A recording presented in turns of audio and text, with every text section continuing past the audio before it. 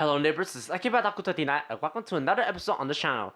Today, we'll be doing something a little bit different.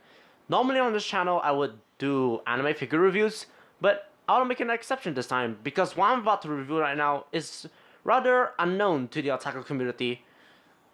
Ladies and gentlemen, this is BZITA's Hatsune Miku combination rings.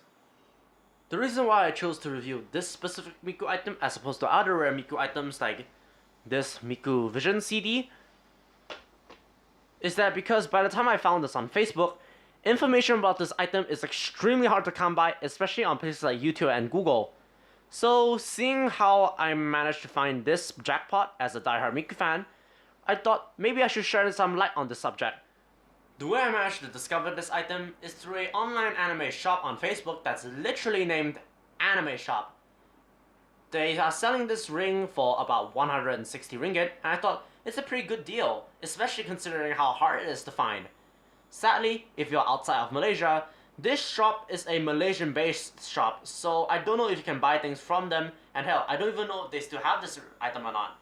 So I'm still gonna leave the link into their Facebook page in the description anyways. Before I review the ring itself, I want to address something that's actually caught me by surprise. You see, when I received this ring on the mail, I actually received a few free items from Anime Shop. For one, they sent me these free photos of Miku, which is kind of unnecessary honestly, because I'm paying the money for the ring and not for these cards, and I'm pretty sure these are just stolen fan art, but who am I to judge? These are free items, I should not complain that much. Another free item they sent to me is this Miku themed postcard, which for some bizarre reason, it has bent through the shipping or the packaging. Yeah, pretty ugly. But besides that, the rest of the card is pretty standard and normal. And for those who are curious, here is it right next to a normal postcard.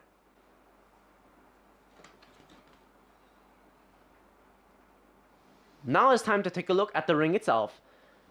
The box looks beautiful out of all words, and it features a beautiful artwork of Miku by Ixima, I think that's how you pronounce the name. But however you pronounce the name, he or she managed to do a brilliant job of capturing Miku's V4 version. I think that's a V4, yeah, V4. The texture and the picture is well printed and has Miku's name in Chinese, 初音未来, if you're curious of how it's being pronounced. And for the most part, yeah, that's it for the sleeve. Taking the sleeve off reveals a beautiful picture of Miku printed in a metallic texture, which looks beautiful and pretty nice and eye-catching out of all words. The box itself has a picture of Miku on the top, Miku's name in Chinese at the bottom, and on top has BZITA's logo on the top.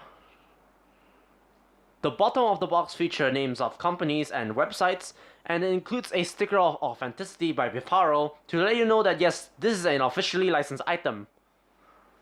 Now, without further ado, let's take a look at the rings.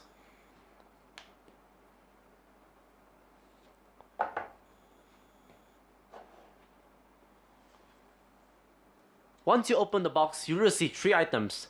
First of all, you receive this microfiber towel, or in this case cloth, it's so small. Second, you receive this string in case you want to wear the rings like a necklace. And finally, you receive the rings themselves.